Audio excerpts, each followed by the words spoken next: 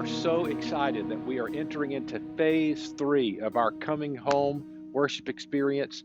We're so thrilled that many of you have been joining us online for worship. Most recently, some of you have been joining us via radio, and we're excited about that. And I know that many of you are going to choose to continue to connect with us through the radio or online for quite some time. And I want you to know that is okay. Even though some are choosing to come back and we are open beginning June the 14th, I want you to know that there is nothing but love, nothing but encouragement and support for you choosing to stay home for as long as you need to.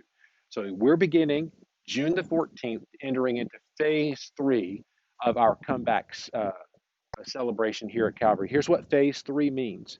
That means we're gathering for worship on Sunday mornings here. That means, though, we're still not having kids, we're still not having nursery, we're still not doing life groups on campus, the church office is still closed. All those things are still the same as they have been. We're just now phasing in to worship on Sunday morning. But I need you to know that worship on Sunday morning is going to look and feel different than it has been. I want to take just a few minutes and walk you through the space so that you can see and know what to expect, how it's going to be different. Our worship times are different than normal.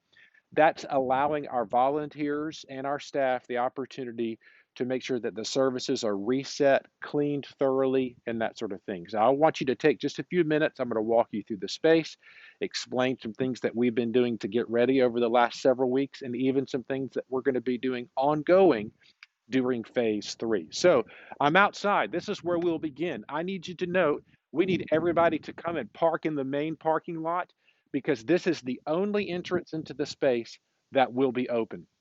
All the other doors that you may normally enter into the building will be locked. We're going to ask everyone to come into the main entrance, this center walkway, these center doors. This is where we'll enter the space. Everybody is going to enter this way, and everybody will exit different ways. And I'll explain that to you. So when you come on campus, park in the main lot, come in this door. Here's another thing that it will be different than normal. The doors won't automatically be unlocked for you to come in whenever you want because we want to make sure the space is clean before we open these doors. So that may mean that you have to line up 6 feet apart to practice good social distancing because we want to be a good neighbor through this. So that may mean you have to line up and wait for the doors to get open. Obviously, if it's raining, we're going to flex. Okay, I'm not going to make you stand out here in the rain, but we're going to kind of walk through that's ideal. So let's pretend it's the 9 o'clock service or it's the 11 o'clock service. You've gotten here early. We're going to open these doors about 15 to 20 minutes prior to the start of the service. So you've been waiting here in line. You're waving and connecting with your friends and family that you haven't been able to see in a while. Come on inside and let me show you even what's a little bit different in here. Come on in. Welcome home. So we're coming into we'll let the light adjust here to the room just for a little bit. We've removed the seating that is normally here in the space because what we're going to ask you to do is come into the doors and go on to your seats. The balconies are closed for staff only, those that are working in the technical areas. So you'll come in the doors and you'll split and either go to the right or go to the left and go right in and have a seat. Obviously, the restrooms are open, but we are asking that no more than 2 people at a time be in those restrooms. We've even got cool little handles installed on the doors so that you can open them only using your feet. We're trying to do everything we can.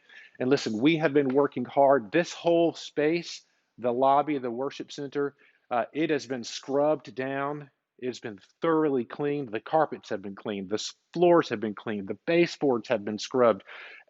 We fumigated and fogged the building. It's been thoroughly cleaned because we've been working hard and expecting you to come back. Let's come this way. So you've walked in. We've opened the doors. We're greeting. We're so glad that you're here. We're going to come into our worship space, and even this part looks different than it's been in the past. There's not going to be somebody here handing you a worship guide like that you may be used to. We're not going to be passing out worship guides. We're not going to be passing the offering plate. All those things are going to feel a little bit different for a while.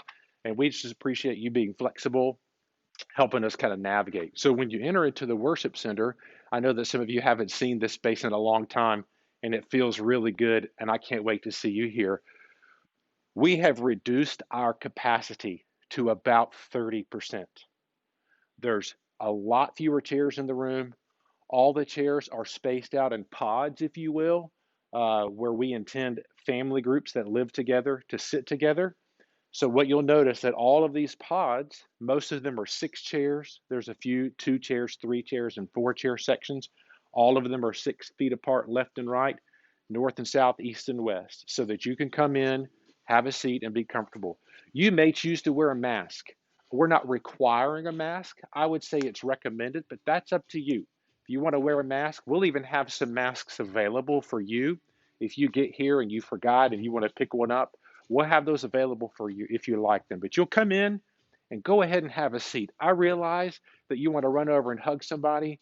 Let's do our best to be good neighbors. We want to do our part so that we can keep worshiping on campus. Because here's the sad truth, if somebody comes to the service and they end up getting it, we've got to shut back down. And we don't want to do that. So let's do our part and do our best to kind of remain flexible through this whole time. So as you come in, here's a couple other things I want you to notice. You'll come in and be seated. Our worship experiences will be shorter because some of you may bring your children. They'll be about 45 minutes ish long. So we'll come in, we'll have a seat, we'll have our worship experience together. Somebody wearing masks and glove will come and hand you your worship guide, or it may already be in your seat when you get there. Or even if we get to a Sunday where we're doing communion, even that'll be different. The elements that you need will already be there. You're not going to have to go and share with other people on those sorts of things. So you're going to come in and you'll have a seat. This is another thing that'll be different, but we ask that you to be flexible and help us out. We have 4 main sections that are now color coded in our worship center. So whenever we dismiss, we're going to give you instructions on by color section uh, where to exit. So the red section will enter through a set of doors, the yellow section, a different set of doors, the green and blue sections, a different set of doors. And the idea of that is to allow us to exit quickly and safely, but not all funnel through one set of doors. So we'll explain that to you at that time. You don't need to worry about it. Just know that even to that level of detail, we've worked hard. Our staff has really worked hard, and we're taking things very seriously.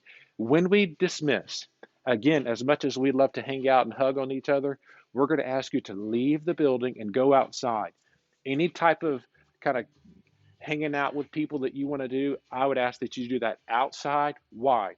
One, so that we can be consistent inside the room we're asking to do. But two, as soon as we finish the service, our staff is going to begin to wipe things down, fumigate the room, fumigate the worship center, the welcome center, wiping all the hard surfaces down to disinfect it for the next group that's lining up that door to repeat the process to come back in the room.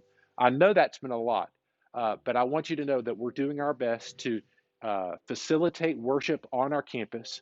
We'll continue through phase 3 until we can get to the point of phase 4, and each step will begin to feel a little bit more normal, allowing more people. It's really important for you to RSVP in advance because we are only at 30% capacity, and we are ready and willing, and our volunteers on the worship team and up in the tech booth are ready and willing to add as many services as we need for as many people that choose to come and worship on campus. So that's kind of how it works when we get to things like offering. Our drop boxes that we normally use for next steps, that's where you'll drop your offering if you choose to give a physical offering, or you can always continue to do that online. I know that's a lot. Please stay in tune with what we're doing. We love you. I cannot wait to see you. Bye, everybody.